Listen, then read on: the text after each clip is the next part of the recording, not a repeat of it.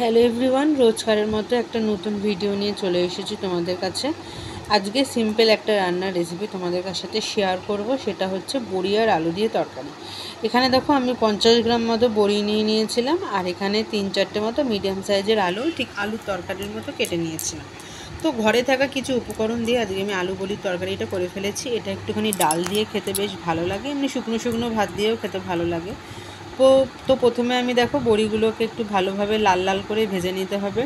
এখানে আমি বড়িগুলোকে লাল লাল করে ভেজে নিয়েছি, আর তেলের পরিমাণটা একটুখানি বেশি দিতে হবে, তা না হলে বড়িতে এমনিতেই তেল টানে, যেরকম জল টেনে নেয় ঠিক তেমনি তেলও টেনে নেয়। এখানে দেখো ভালোভাবে বড়িগুলোকে একটুখানি লাল লাল করে আমি ভেজে নিচ্ছি, আর একটুখানি সময় দিয়ে বড়িগুলোকে ভাজতে হবে, তা না হলে কাঁচা কাঁচা থাকলে একদম খেতেও বাজে লাগবে। তো আজকে কেমন যেন মনে হলো যে একটুখানি বড়ি আলুর তরকারি খাই। ওদের বাড়িতে প্রায় সবাই খেতে ভালোবাসে বড়ি আলুর তরকারিটা।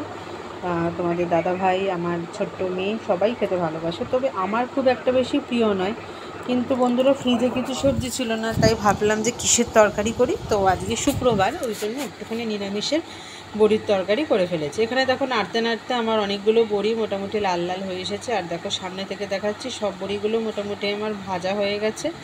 আর তোমরা ছোট বড়ি দিয়েও তরকারি করতে পারো, তবে এই বড় বড়ি দিয়ে তরকারি খেতে বেশ ভালো লাগে। তো বড়িগুলোকে এখানে ভাজা হয়ে যাবার পর আমি একটা পাত্রের মধ্যে তুলে রেখে দেবো। তারপরে আবার কড়াইয়ে তেল দিয়ে কালো জিরে ফোড়ন দিয়ে আলুগুলোকে খুব ভালোভাবে করে ভেজে ভেজে নেব। এখানে দেখো যেই বড়িগুলোর ওপরের দিকটা ভাজা হয়েছে সেটা আবার নিচের দিক করে দিচ্ছি, তাহলে খুব সুন্দরভাবে সমস্ত বড়িগুলোই ভালোভাবে ভাজা হয়ে যাবে। এখানে দেখো আমার বড়ি ভাজা একদম কমপ্লিট। তারপরে আমি কড়াইয়ে আরও কিছুটা তেল নিয়ে নিয়েছিলাম, যতটা রান্নার জন্য লাগবে। তারপর আমি এখানে 2টো শুকনো লঙ্কা ফোড়ন দিয়ে দিয়েছি। শুকনো লঙ্কাগুলোকে একটুখানি ভাজা ভাজা হয়ে যাওয়ার পর তারপরে আমি এখানে কালো জিরে ফোড়ন দিয়ে দিয়েছি। কালো জিরে দিয়ে খেতে না বেশ ভালো লাগে। আর মশলার মধ্যে তেমন কিছুই দিইনি, একটু জিরে গুঁড়ো আর একটু ধনে গুঁড়ো দিয়েই এই রান্নাটা আমি আজ কমপ্লিট করে ফেলেছি। এরপরে দেখো কালো জিরে আর শুকনো লঙ্কা মানে ফোড়নটাকে একটু ভালোভাবে ভাজা ভাজা করতে হবে, যাতে গন্ধটা ছাড়ে, তা নাহলে একটা কাঁচা কাঁচা গন্ধ ছাড়বে। তো দেখো এখানে আমার লাল লাল করে ভাজা হয়ে গেছে লঙ্কাগুলো। এরপর আমি আলুর তরকারির মতো যে আলুগুলো কুটে রেখেছিলাম সেগুলো দেবো। আর এখানে আমি একদম তরকারির মতো আলু কেটেছি, যাতে রান্নাটা তাড়াতাড়ি হয়ে যায়। তোমরা এর থেকে আরও একটু বড় করেও কাটতে পারো, যেরকম একটা তরকারি টাইপের হয় সেরকম করেও কাটতে পারো। তো এখানে দেখো আমি এরম ছোট ছোট করে কেটে নিয়েছি। 3-4টে মতো আলু আমি এখানে কেটেছি, বেশি আলু কাটিনি। এরপর আলুগুলোকে খুব ভালোভাবে নাড়াচাড়া করতে হবে, আর লাল লাল করে ভাজতে হবে যতক্ষণ না পর্যন্ত, আর কি বলো তো, লাল লাল করে ভাজলেই দেখবে আলুগুলো সেদ্ধ হয়ে যায়। আর এখানে আমি এর মধ্যে একটুখানি পরিমাণ মতো নুন দিয়ে দেবো, একটু নাড়াচাড়া করার পর, তাহলে সেদ্ধ হয়ে যাবে আর তরকারিতে ভালোভাবে নুনটাও ঢুকে যাবে। তো দেখো এখানে আমি নুন দিয়ে দিয়েছি, আর দেখতে পাচ্ছি আলুগুলো একদম লাল লাল করে ভাজা হয়ে গেছে। এরপরে আমি এর মধ্যে দিয়ে দিলাম হচ্ছে পরিমাণ মতো হলুদ গুঁড়ো। আর তোমরা যদি যারা যেরকম ঝাল খেতে পছন্দ করো সেরকমভাবেই ঝাল তোমরা দেবে।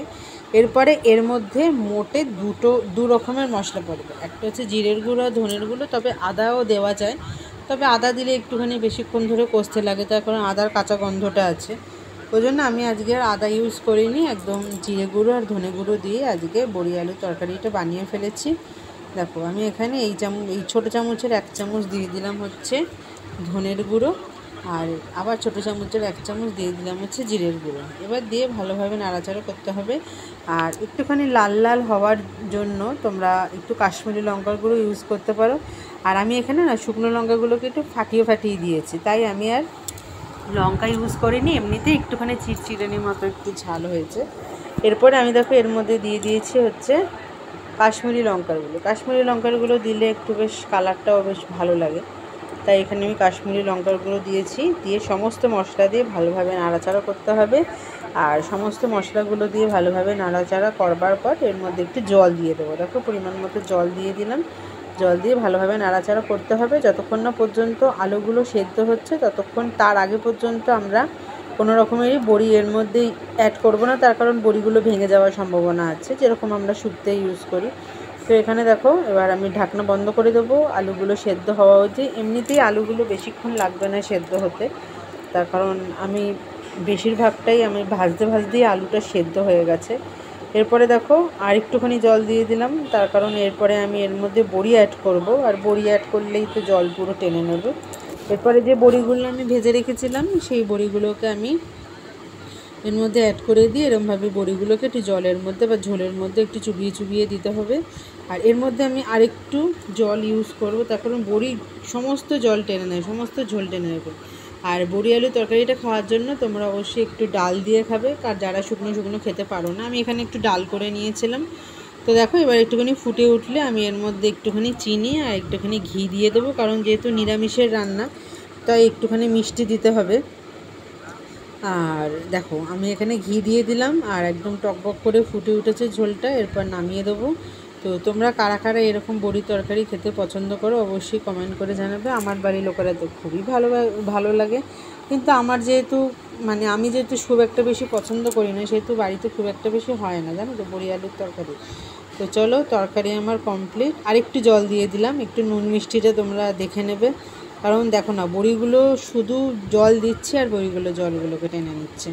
তো যাই হোক, আজকের মতো ভিডিওটা এইটুখানি, নিত্যদিনের ভিডিওর মতো। আজকেও তোমরা ভিডিওটাতে লাইক করতে ভুলো না কিন্তু।